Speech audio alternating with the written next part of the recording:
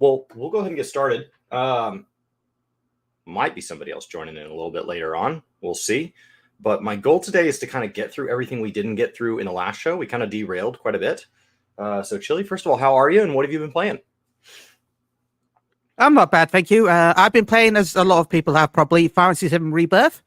It came out recently, and I've been addicted to it. I put like 7 hours into it yesterday. I'm still stuck in the first area. The game is massive. I mean, consider the fact that the install was 145 gig. I shouldn't be surprised. Now, what about you? That's a 3-part series, right? That we know of. That we know of. It's a 3-part. Yeah. Does this give you hope that the third one will be like a satisfying conclusion so far? So far, but I'm literally on in 7 hours. I'm still on chapter 2. Okay. So I can't really judge yet. It's just like, here is the open world. You can go everywhere. Well, there's still limitations, but like, here is the world. Go explore, which is different than Remake, because Remake was stuck in one city. So it's like, oh God, there is everything everywhere. Where do I go? I guess I can go everywhere. Okay, well, yeah. Perfect. Well, last week we had a bigger group and we kind of got a little off topic. So I wanted to kind of get through the rest of everything Brian had planned on talking about. He can't be here this week.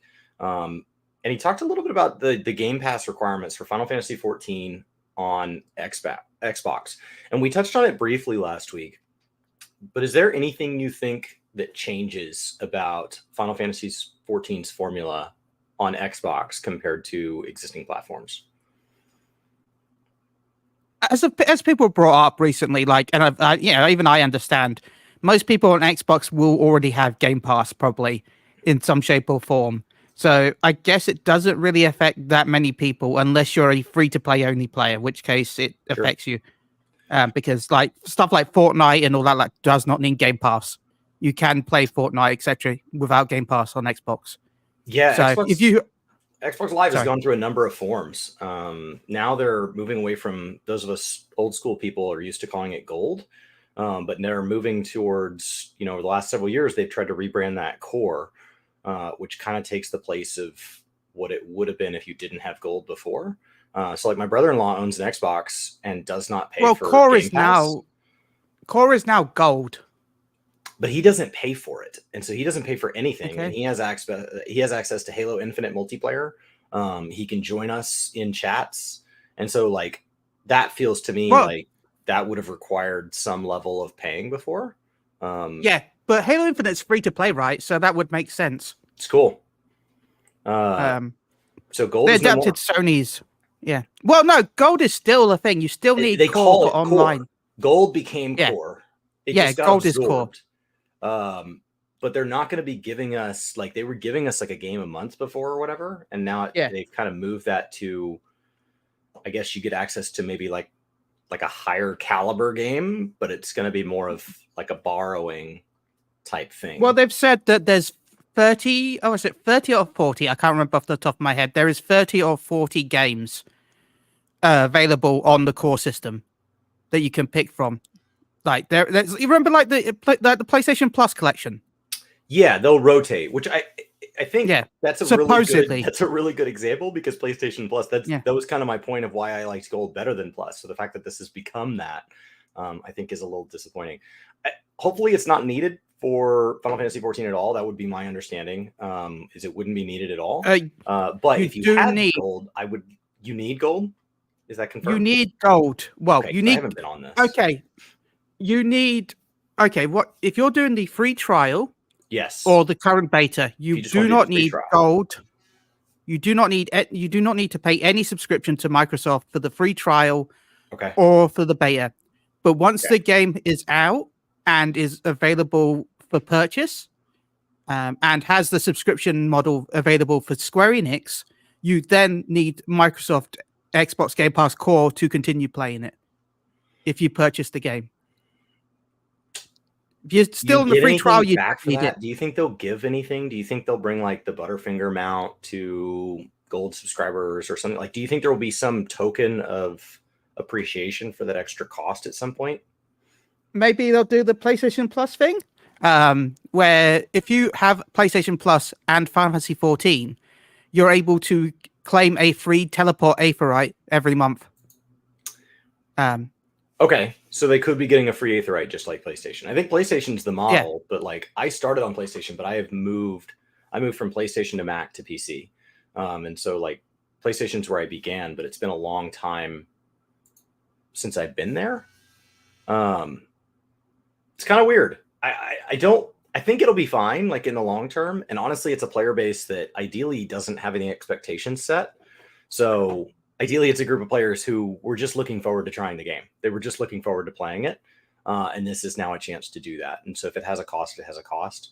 That's easier than when they go and like when you see a game change their monetization model. That's a little bit harder. But for Xbox players, hopefully that's like these are players who just didn't have access to the game before.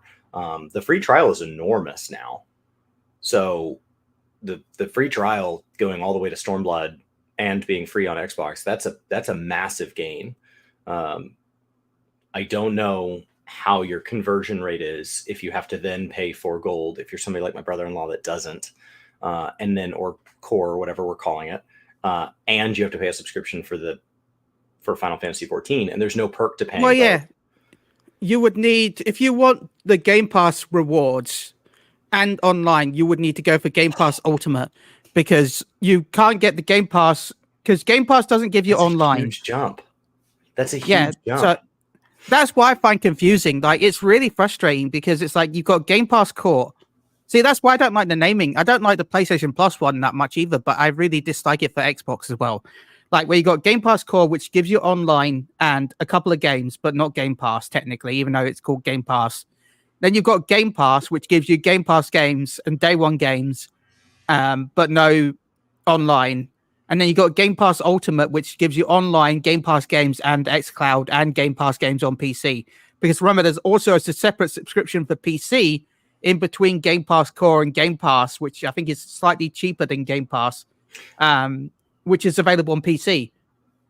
I think what you've got Game Pass PC. Of comparison is I need to understand. I don't know if there's anybody in the chat that pays for the ESO optional subscription and is an Xbox player. Like, that's the point of comparison for me, is does this just put them on level playing field with ESO? And then how does this compare to a Final Fantasy 14 player on PlayStation? Like, is it the same dollar amount? Because that's who you're comparing to within our community.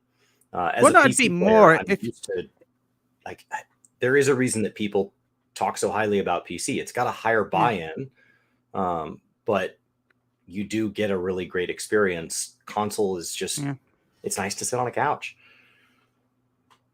But you know, it is more on Xbox, right? Because you have to have, no matter what, you have to have Game Pass Core. So even if you're not playing any other game other than Final Fantasy 14, that it is a higher buying, because it's an extra, what, I don't know, like $8, $9 a month on top of your subscription. I don't know how much Game Pass Core is in America. Yeah, I feel like that needs to be. See, and everybody I know that pays for Core, we buy it on like Black Friday or whatever when it goes on some sale, and you buy a bunch at once. So I don't know that many people that just leave it on and just pay it monthly. Most of us buy it in bulk.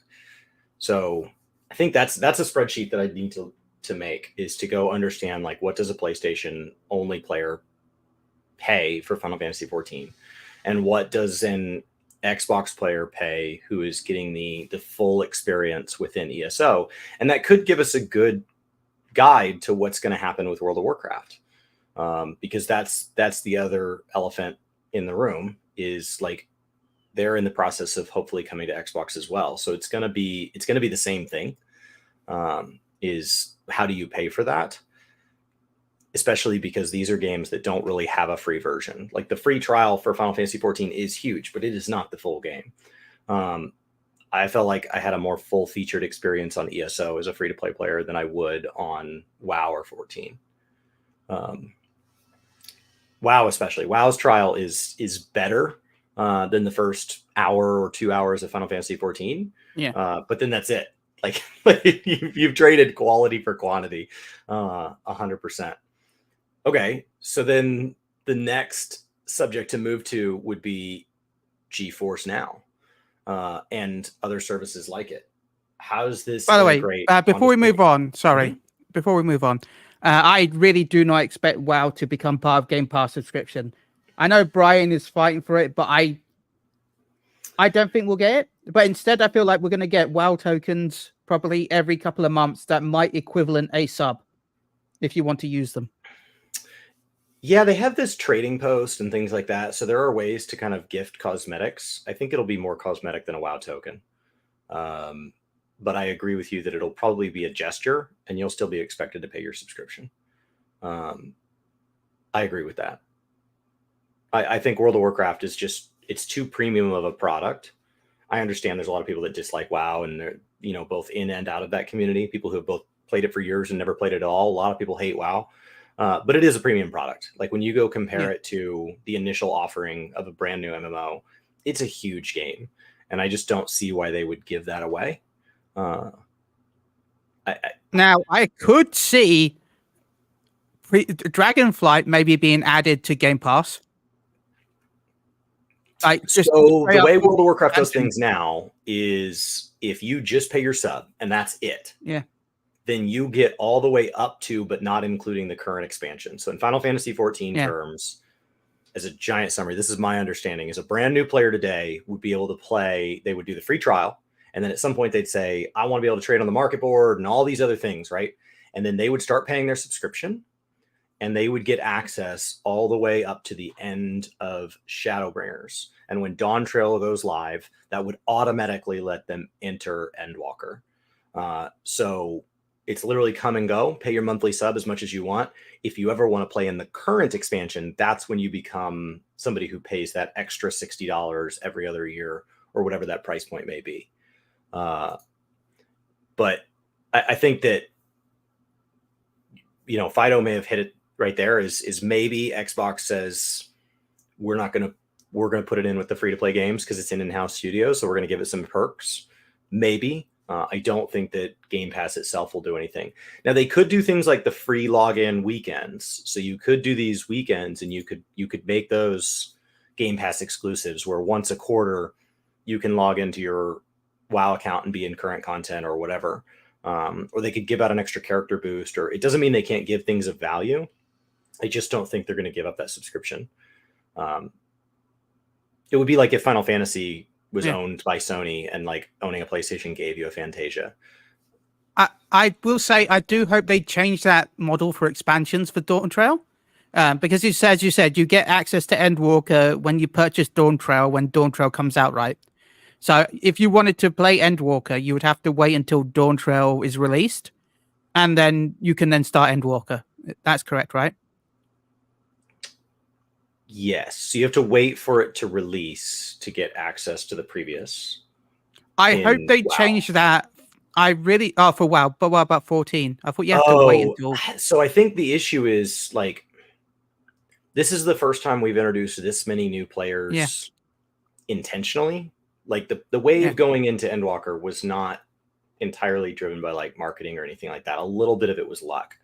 And so we did have a lot of new players, but I think that the thing that changed is like, imagine you pre-order Dawntrail as a new Xbox player. The way it's worked in the past, my understanding is you would also have to like buy a heavily discounted edition to get you access. It wouldn't just be lumped in, as opposed to if you wait until Dawntrail releases and you buy Dawntrail, it gets grouped in.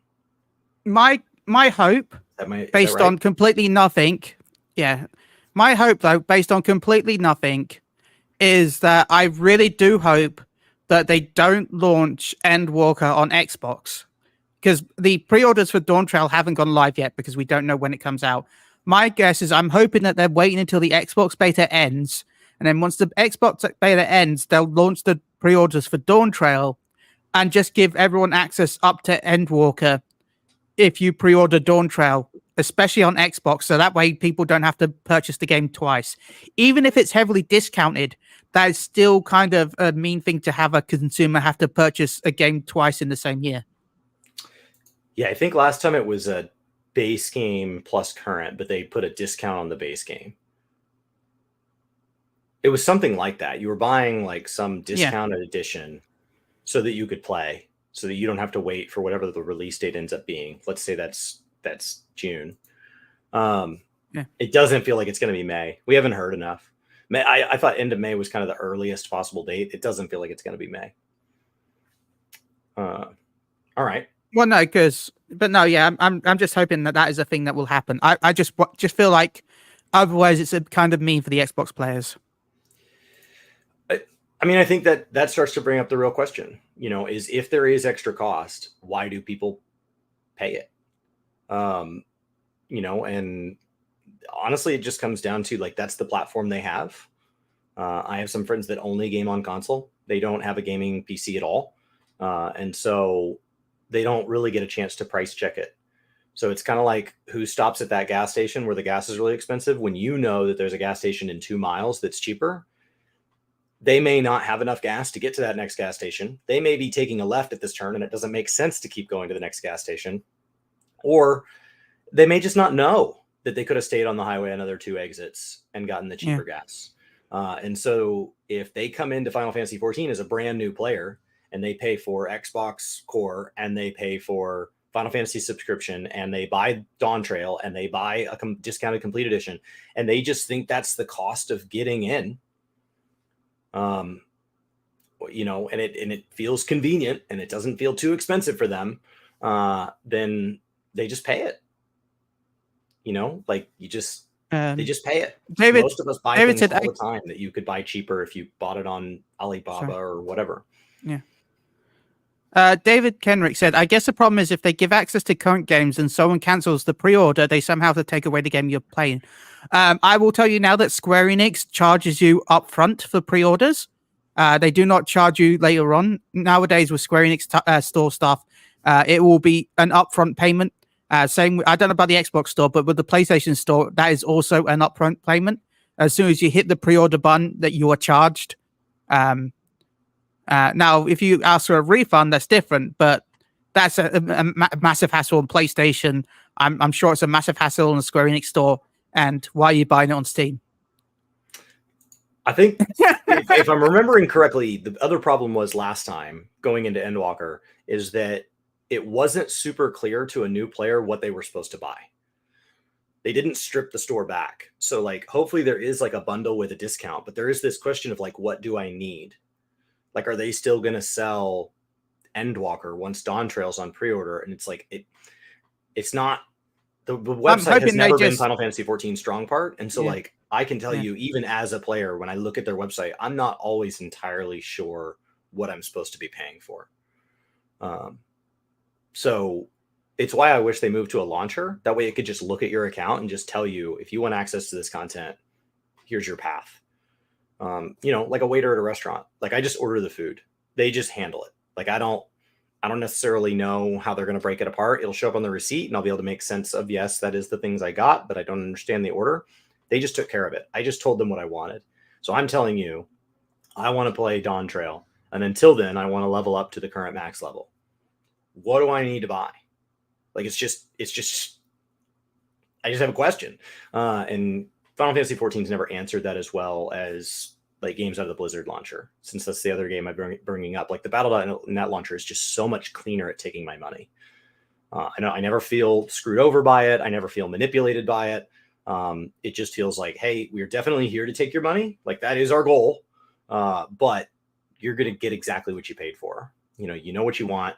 And we're just here to remove the money from your wallet before you have a chance to think about it, which is fine. Like, that's what a shop's job is. So I don't know, but hopefully it's not that. Like, hopefully we're talking about fringe cases anyway, because I do think the majority of people playing Final Fantasy 14 long term are people that are used to money being pulled out of their wallet monthly or in big chunks throughout. Okay. So then based on that, as we move into subscriptions and as we talk about different platforms and why not everybody has a gaming PC, I don't know how much you guys all spent on yours. If you want to sound off in chat, I spent $1,500 on my rig back when I bought it. But then I added monitors and peripherals and things like that. So, it was several $1,000s by the time I was fully featured, microphone, headphones, everything. streaming services like GeForce Now, why do you think we move into a generation where like World of Warcraft and Final Fantasy 14 start to align themselves with specific platforms or start to be more friendly towards these? Because it feels like to me that it's the perfect genre.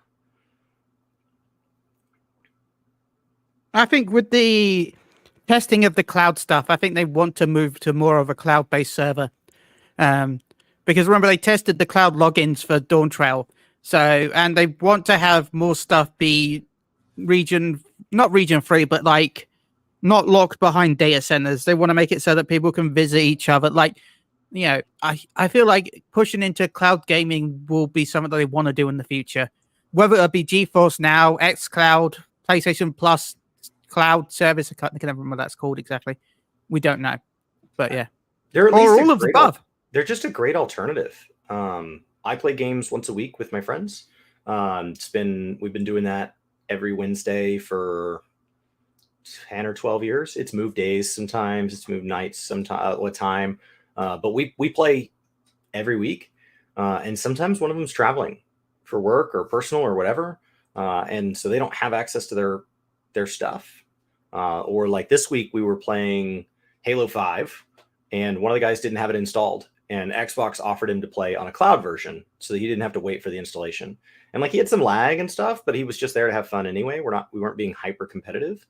The lag definitely got killed. Like he was not playing that well. But PlayStation does that as well. Like but he just hopped in because they've just added PS5 games a while. No, I would say recently, but recently in compared to the actual cloud service.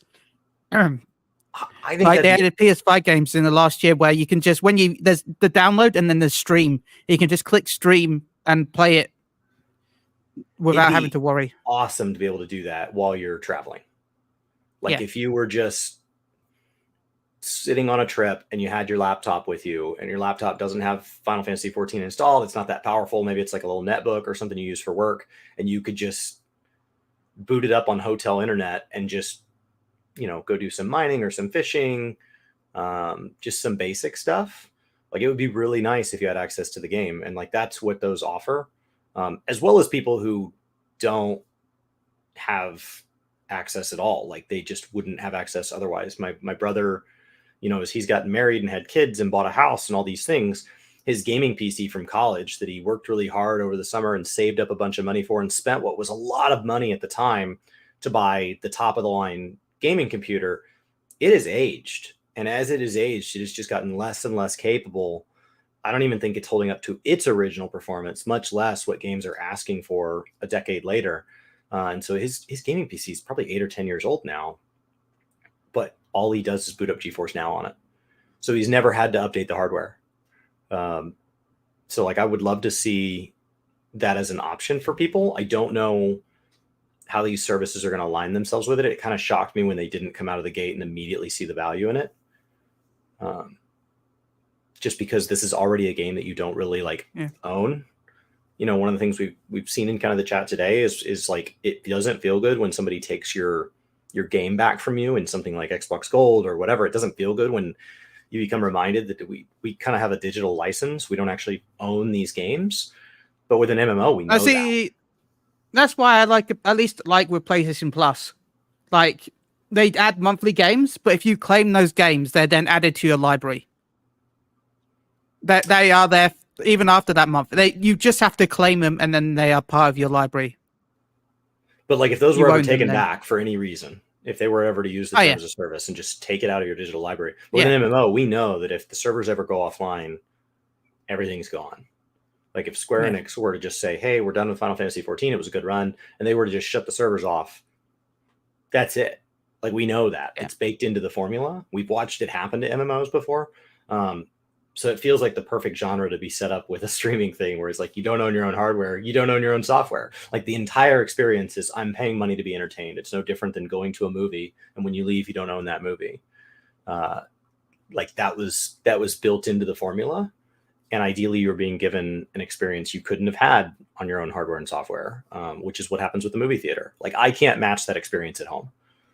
And so I pay a premium to watch a movie one time with strangers, and then I don't get to own that movie, or I can wait for, especially if my wife and I to go together, the cost of going out to a movie, it's heaven forbid we got popcorn, is way more than if we just waited and bought the movie. To be fair, though, I'm looking at the Deadpool VIP experience because I can't wait for Deadpool.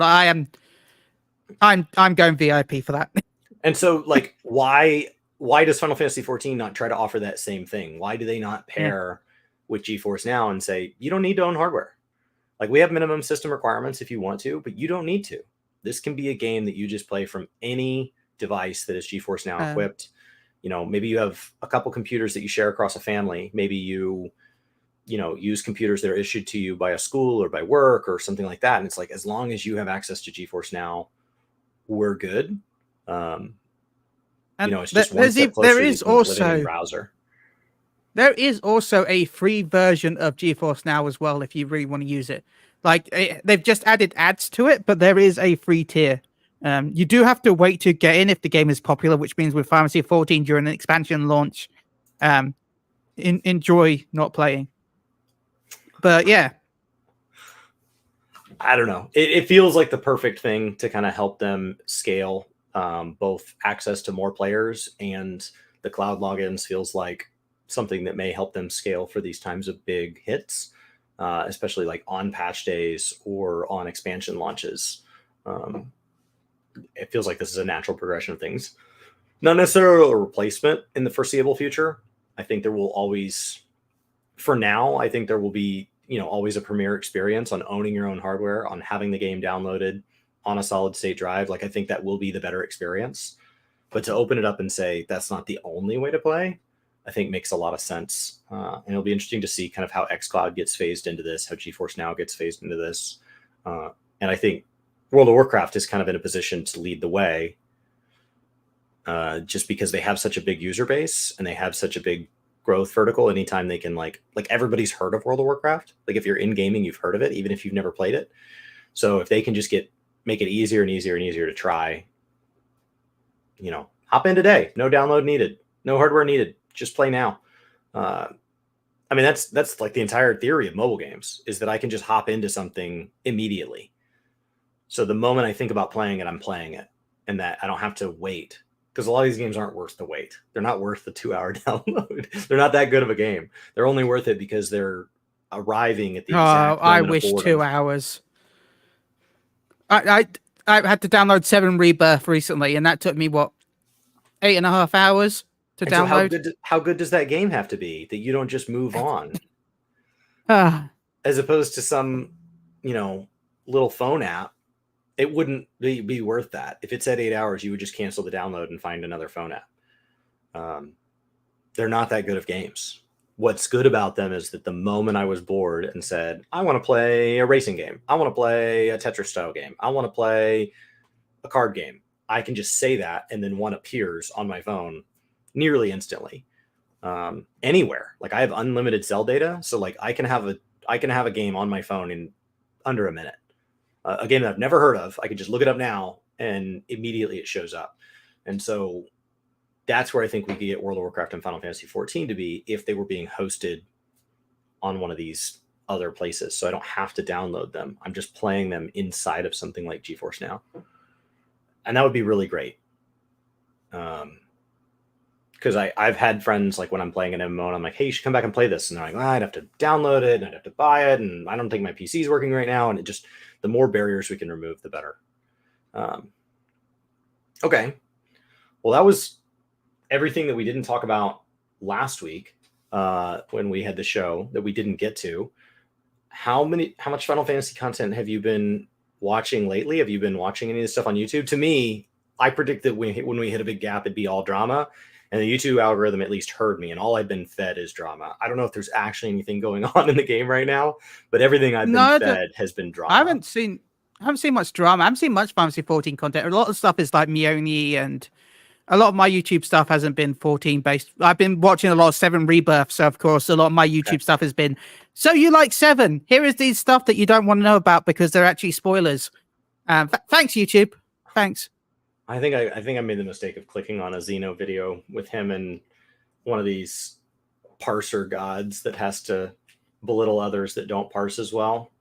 And so then I got dug down into that rabbit hole, and then it looks like one of Zepla's channels got demonetized due to just algorithmic error. So yeah, I've been watching the Xeno versus Rex stuff, and then I didn't hate it, so I watched more than one. So now my entire feed is just filled with that right now. I think I saw it pop up once, and I'm like, you know what? No, I'm good. I'm good. Like, I don't need more drama when it comes to stuff like that right now. Like, we got enough stuff going on. By stuff, I mean nothing.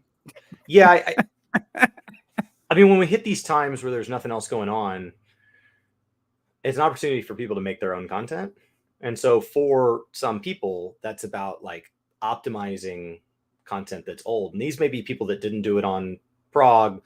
They didn't do it blind. They took strategies, but now they're saying, hey, can we kill it faster? Hey, can we kill it cleaner? Hey, what's the best DPS number we can get to? Whatever. And so they're starting to set metrics of their own. And then anybody that doesn't play that way,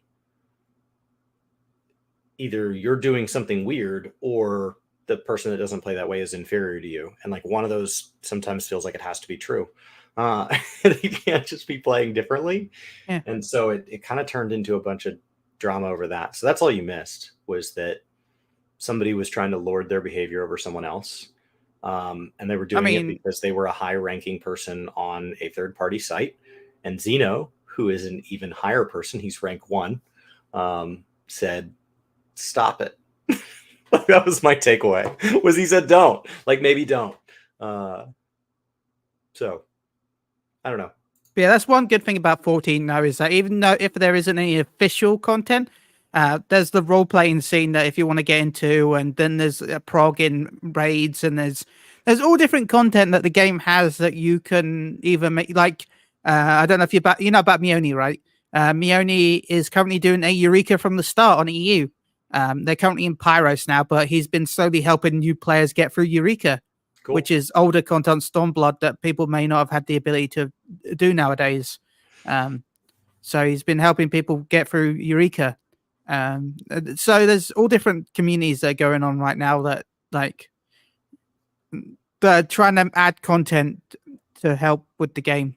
Because we still have a patch at least with the Final Fantasy 16 collab, right? And we currently have the Final Fantasy 15 collab going on right now. You know that's going to be 15 minutes. You know it's going to be a single quest. Do your quest. Well, get your mount or whatever. We know it's a fight. But is it going to be more than is it going to be something like Rathalos, where there's something that lives in the game forever? Or is this going to be something like one of these little fates? And then that's it. Well, it looks like it looks like it's a trial because of it looks like it's using Ifrit's arena. So it looks like a trial.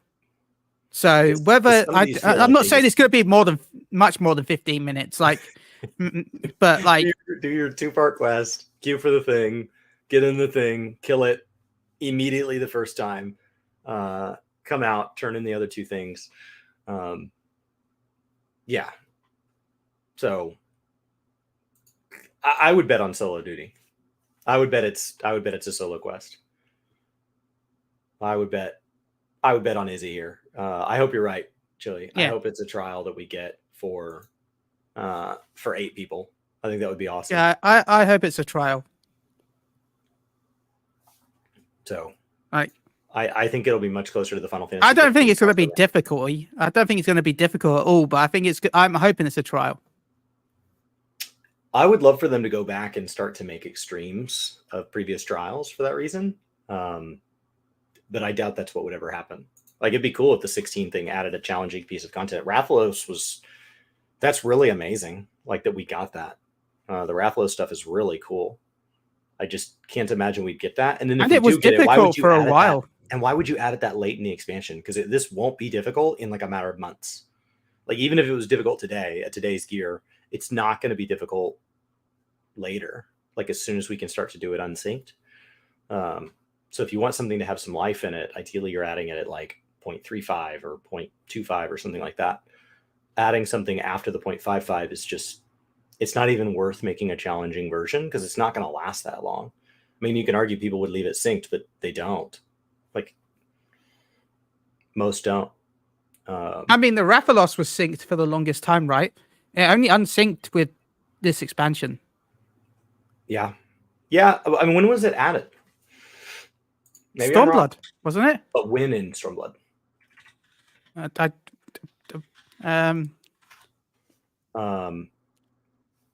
the normal guide on August 7th, 2018. And that was when I think I made that guide. And so that was August 7th, 2018. As I jump into the spreadsheet of Epic Nerdiness, August would have been 0.35. Well, I have the patch. Yeah, 0.35.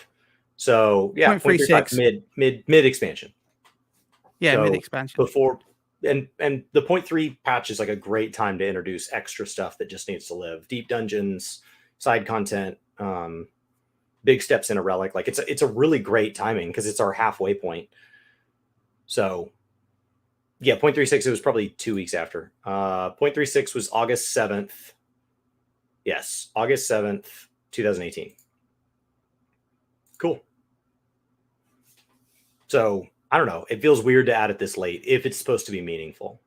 I think there's a good chance that it won't be just because it's released this late. But maybe they'd come back and do more. Like they've redone the Final Fantasy 15 one a couple times. But with the Yokai Watch one, when it came back the second time, there was more to it. So maybe if the Final Fantasy 16 collab is successful, maybe every 0.55 we would get another 16 crossover event or something. Because the Yokai Watch one, it grew. The original stuff came back and the new stuff came back. So the event as a whole got bigger. Well, if that's all that's going on, I do have 20 questions prepared. Sure, I guess. Whenever. We also need the Final Fantasy 7 collab as well, by the way. Okay. Sorry, we need that as well. We don't have one of those yet. We need a Final Fantasy 7 collab. Yeah, it could be bigger when 16 goes to PC. When 16 pops to PC, you could come back and do a second event. Which I'm still calling, depending on the release date of Dawn Trail, August, September time, probably. That's my guess for the PC version. But it really depends on when Dawn Trail launches, because they said that the second DLC is releasing in summer. So my guess is they're going to release it either with the second DLC or shortly after the second DLC. That way they'll be like, oh, look, the PC version's full price, but technically you get both DLCs, so therefore it's cheaper. Woo! June's looking pretty good. I've been watching other creators to try to gauge when Media Tour invites go out. So like I haven't gotten anything, but that we may. I have not received anything yet, and so like I've been trying to gauge. Just because like Brian and I have not been producing as much content, so we don't get invited this year. I've been trying to gauge like, okay, well maybe other people, maybe it went out, and so I've been trying to kind of guess on that. I have not received anything yet that I know about. Because that'll go out some amount of time before the event, and we've been to about a month before the expansion. Sorry, though I technically have only been to one. We have been as a company to pretty much every one of them. Okay, so. Still a little soon then. I was seeing some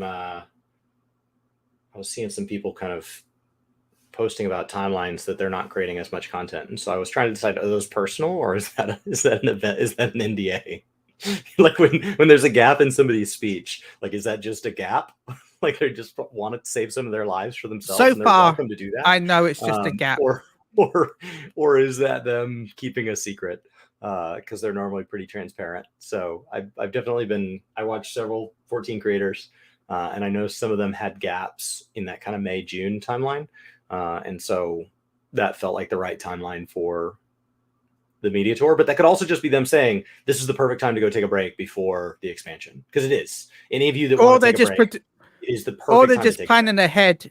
Or they're just planning ahead in case the Media Tour does drop then. Like they don't know it's dropping then, but rather than having to worry about, panic about, Yeah, rather overcommitting, just make sure you set aside some time and plan ahead. That way they can get some videos made early and then have the videos up. Sure. During the time that they're away. I haven't registered yet, but I think I'm going to sign up for a 100-mile running race this June. And so luck. that would take me away from the computer for a significant number of hours. I've been building to it slowly. A few of you that are here in the community that have kind of either been endurance, I guess athlete's the term, but that makes it feel so profound. You just go, like, it's not about winning. But the other endurance enjoyers or sufferers or whatever that I've seen in the community have reached out and kind of let me know their triumphs, or those of you that haven't done it in the past and have started. I've had a few people kind of DM me that they've been entering in half marathons and stuff like that. So that's been kind of where I've been off screen, is I've been spending a lot of time running. I've got a triathlon here in a couple of weeks, and then I've got just a short one. And then I've been starting to have my longer runs are like a half marathon once a week now. So that's where I'll be. But I didn't know if that was what other people were doing. Like, are they just committing to things off screen, or like you said, just setting aside the time, or was there something else there? Cool. Well, it sounds like some of you guys are enjoying PvP.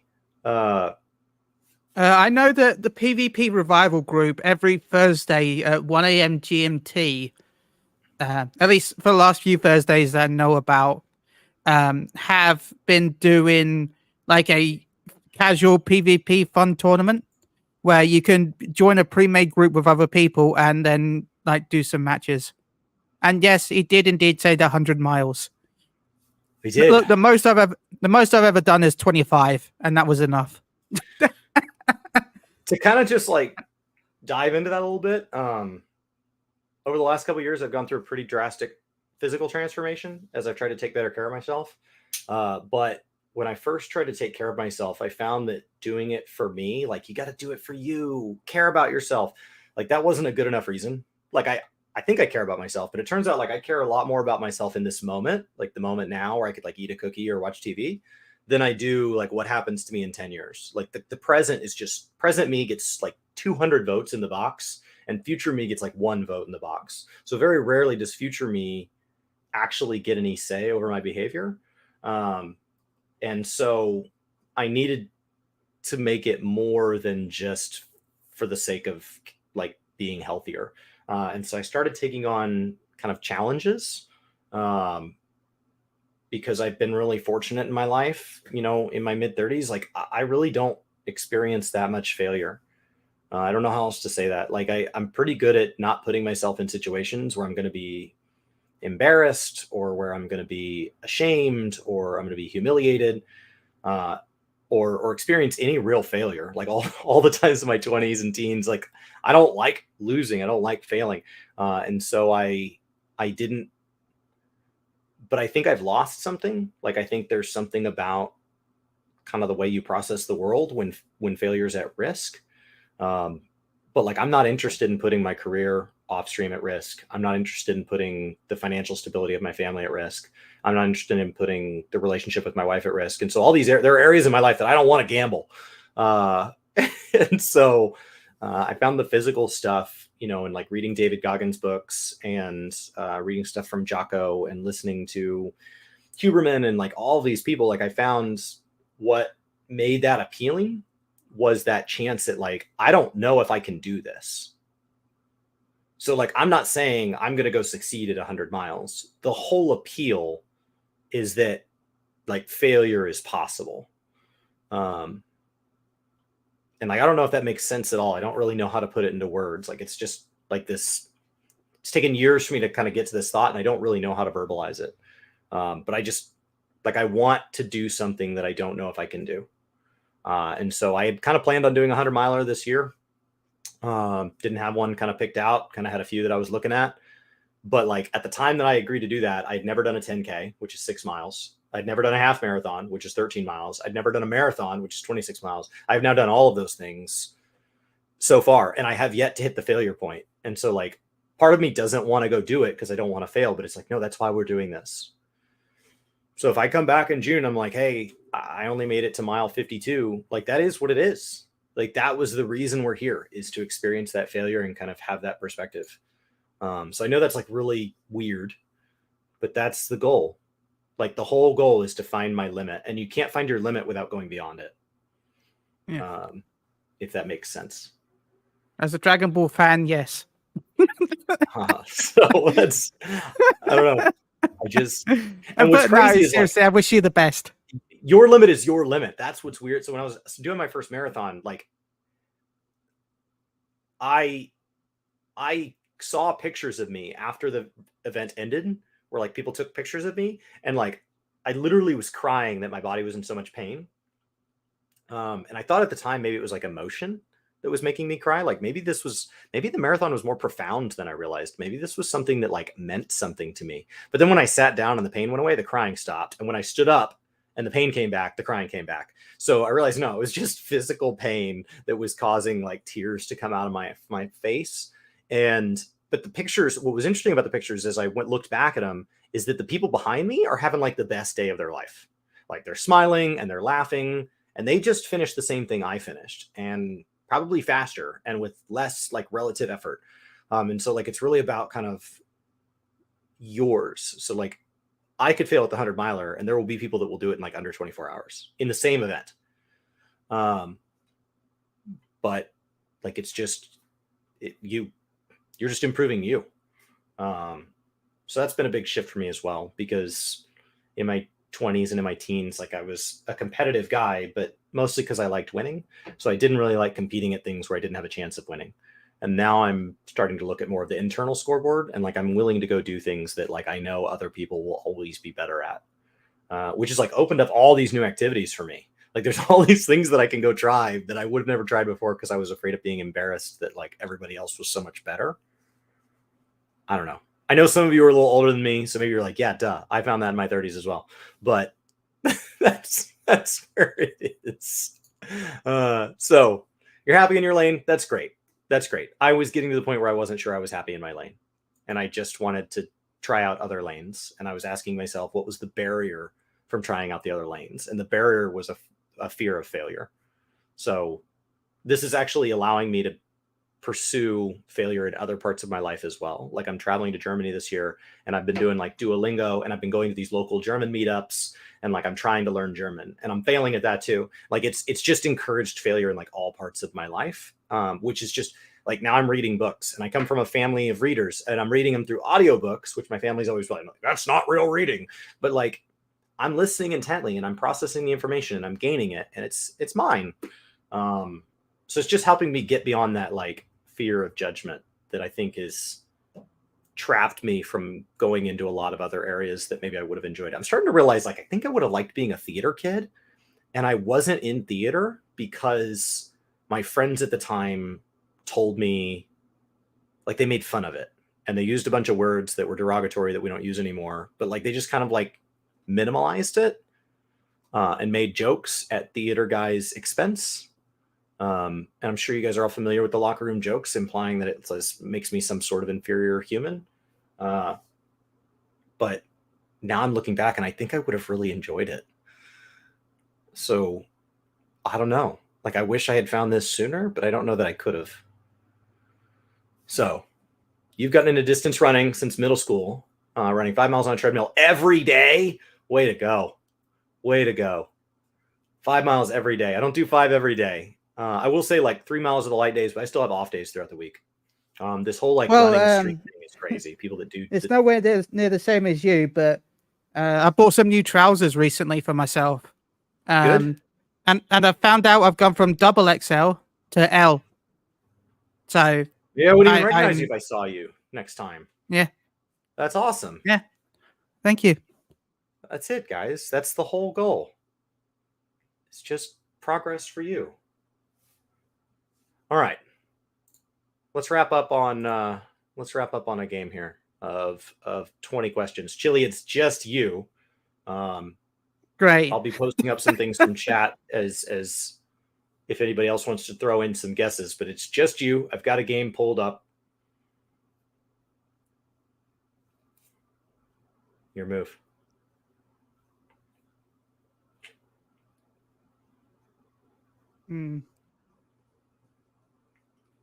Okay.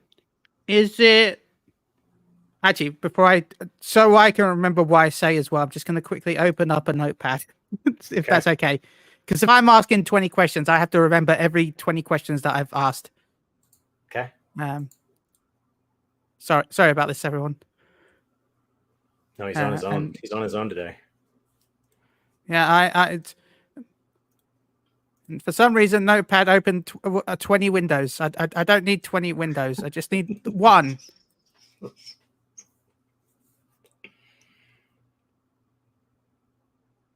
Okay. Is the game released after 2000s? No.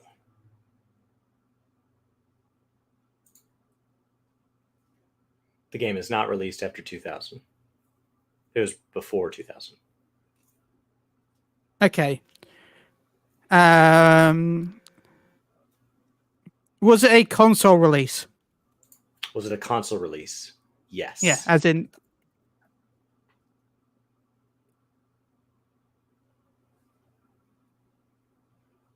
Okay.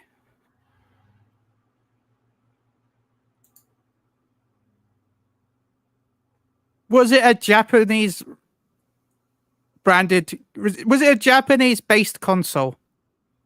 Was it a Japanese-based console? Yes.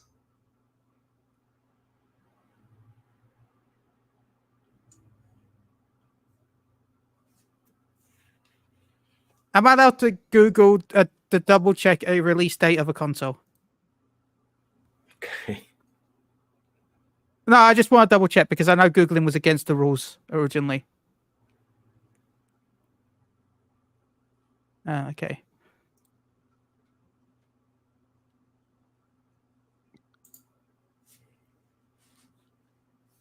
Oh. Was it a CD-based system? Was it a CD-based system? No. Okay.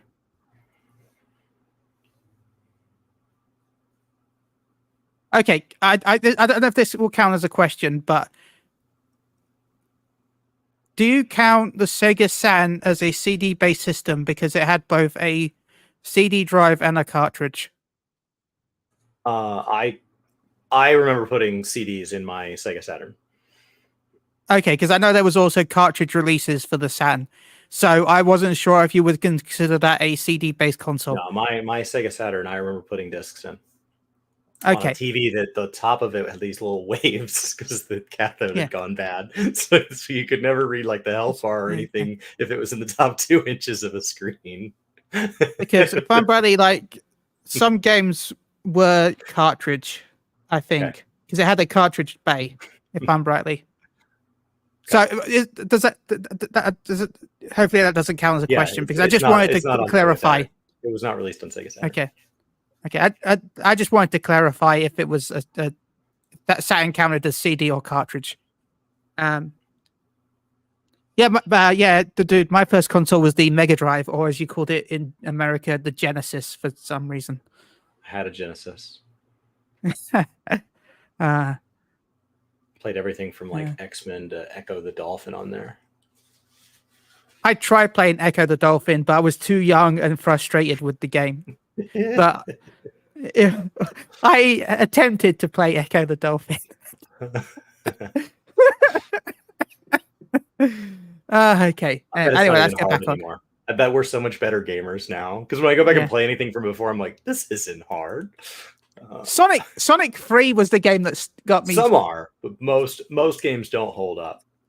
And anyone remember that stupid? I bet everyone. If I tell you, remember that little thing in Sonic 3 Casino Night where you had to press up and down to try and time it to move the pillar up and down so you could get to the bottom level.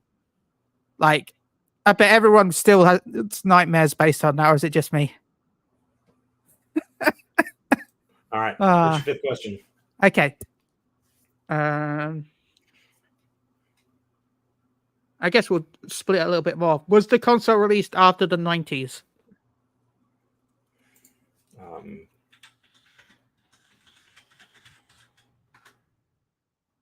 So like 90 to 2000. Yes, the console was released between 1990 and 2000.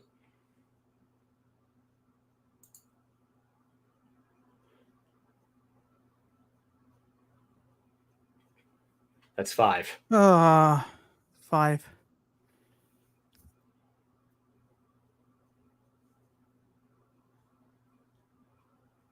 Was it an RPG? No, it was not an RPG. Thought I should change it up to the kind of games that Brian's been picking. Thank you so much, because we didn't really get RPGs until the PS1 era. So if you picked an RPG, you would have won. The first RPG that launched in Europe was kind of like Alundra and Final Fantasy VII. Anything before that was never really released until like after the 2000s. So our copy of 6 came with a demo of 10. That's how late it came out. Okay. That's 6. Was it a sports-based game? So FIFA, Madden, PGA Golf. No, it was not based on a professional sports league. Okay. That's 7.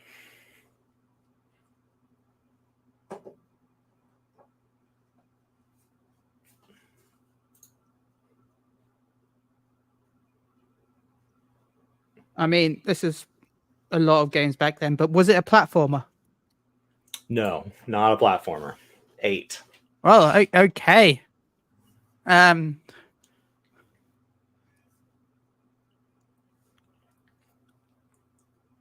it's between the 90s to 2000s. It was a cartridge-based system. Not a platformer. Was it a first-person shooter? Not a first-person shooter. 9. Oh, well.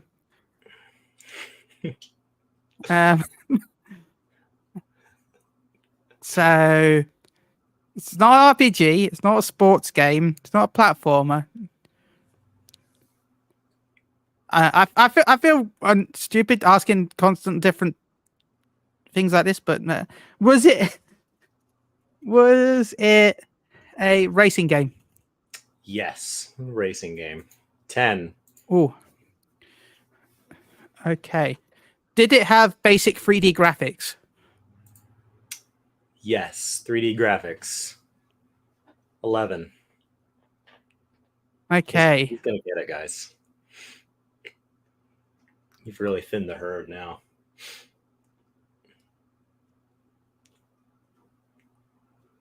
Was it futuristic? No, not futuristic. 12.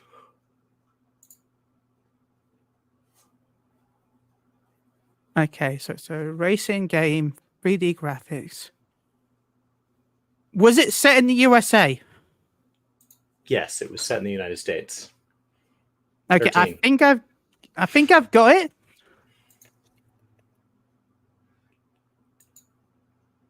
I don't know why I put capital yes there when all the others were. No, cause it can't be Gran Turismo because it was not on a CD-based system. It would have to be a cartridge-based system, which leads it to be in the 90s to 2000s, if I'm correctly, the Mega Drive, the SNES, and the N64. It's not the Sega Saturn. We know that for certain. Now, did you need peripheral to play it? Like, you know what I mean? Like the 32X. Sorry, an add-on. I don't think so. I think a console and a controller was all you needed. Okay. 14. I've got an idea of what I think it might be. Was it Daytona, USA? No, it was not Daytona, Okay. USA. 15.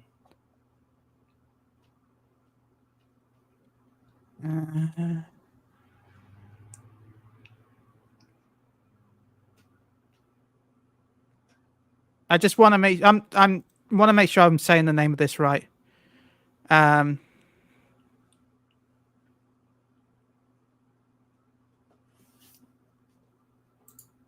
because I know that there's 2 games with almost the same name, and I always get them wrong, so I just want to make sure I say it correctly. Was it Virtua Racing? No. 16. Okay, well, not Virtua Racing. Okay. Well, those are the 2 I was thinking of, so okay. 4 more. It's not a CD based. No, it's a Virtua Racing was on the Mega Drive. Cartridge based. Crazy Taxi was also Dreamcast, which was CD. Well, GD-ROM, right? Console was released between 90 and 2000. Game was released before 2000. Set in the United States. Racing game, not futuristic. Yeah.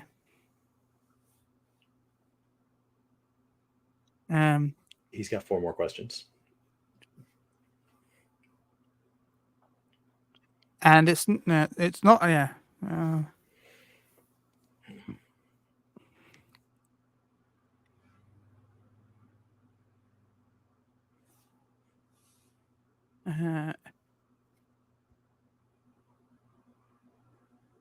And you mean... Oh.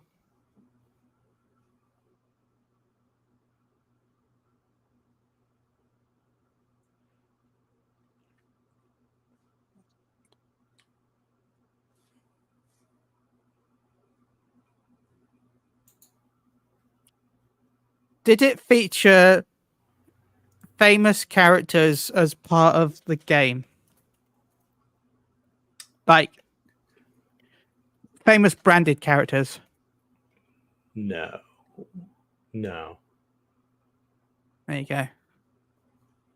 3 more questions. I don't remember having any famous characters.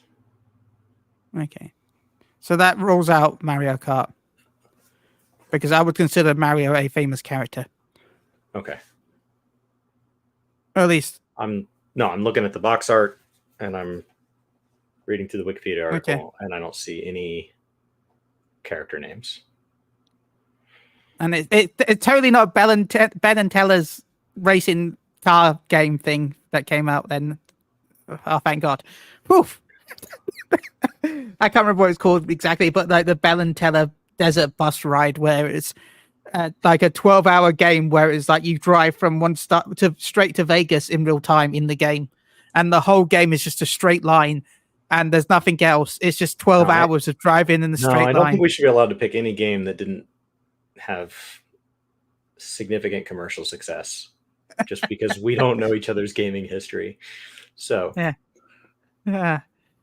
For anyone to know, that was a game that really existed, and it even got a HD remaster later on as well, so you can now rebuy it, I think. So if you ever want to experience the drive to Vegas in real time, you can do that.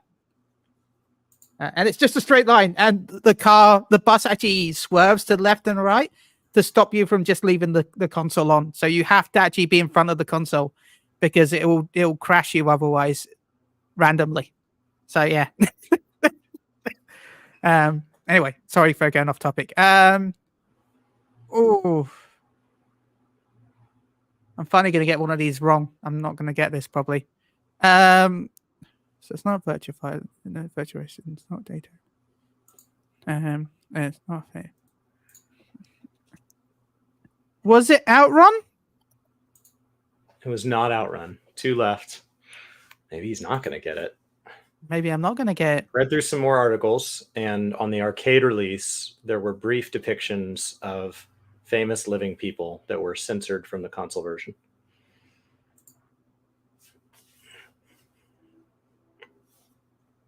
But they were not significant featured characters. They were just meant to be cameos.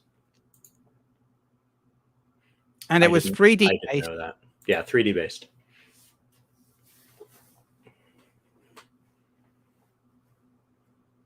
And it was on a cartridge.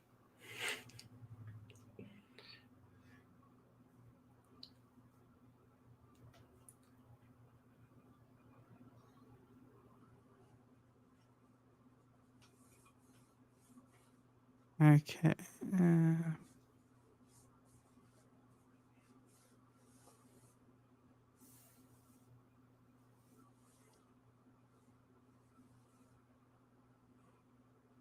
Oh. And it's not based on real life. It's not based on what? Not based on real. Not based on what? What? It's not based on featured. It's not featured on. Yeah, it's not based on famous characters. I'm sorry, I'm rambling to myself. Okay. I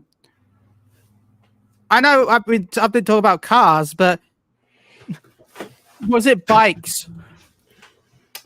No, you could not race on bikes. Okay. He's got one more. It has to be the game. Yep, it has to be the game. I have seen across the platforms that we broadcast to, I have seen somebody guess it. At least one person has gotten it. Which I am watching the platforms. So and I'm watching two of the platforms. I'm watching Twitch and YouTube. Big shout out to everyone on YouTube. Thank you for the 9 likes.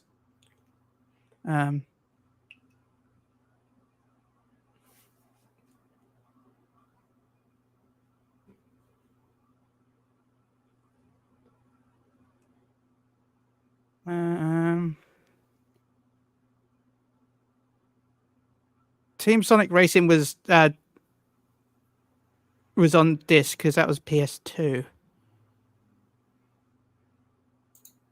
Yeah, it's a cartridge racing game without famous people between the 90s to 2000s, on a Japanese system. So, in my opinion, that leaves it to be Mega Drive, Sega, the Mega Drive, N64, or Super Nintendo, and it's between the 90s and 2000s.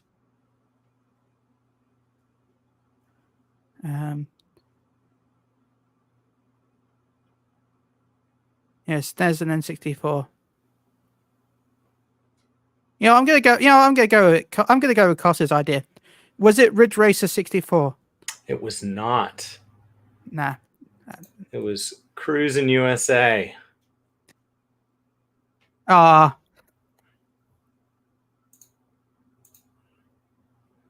it is. Cruising USA. Nice. Congratulations, Izzy. One of the highest grossing N64 games of all time. I'll be honest, it was the highest grossing arcade cabinet in 1995. Oh, wow. Yep. In my defense, I live in England. It was released in the EU in 1998. Nice. Worldwide into arcade cabinets in 94. Into the United States in N64 in 96. Yeah. There we go. You did good. Nice. I should have you guessed. Had nobody to bounce ideas off of. You had nobody to talk it through. Yeah. I got close. You did Thank get you. Close. Thank you. Yeah. You did get close. Well, that's it. You have anything fun coming up to shout out? I'll be playing some more Fantasy 7 Rebirth on stream over on Moogle Grammar Radio in about 20-ish minutes. Big shout out to Square Enix, by the way, for providing me with code to stream. They offered a code for me for Moogle Go Round, and so yeah, thank you so much to Square Enix for providing the code. Cool. And thank you, the dude, and thank you, Cool, and congratulations to Izzy. All right. Well, guys, this has been our show here. And is this, what is this?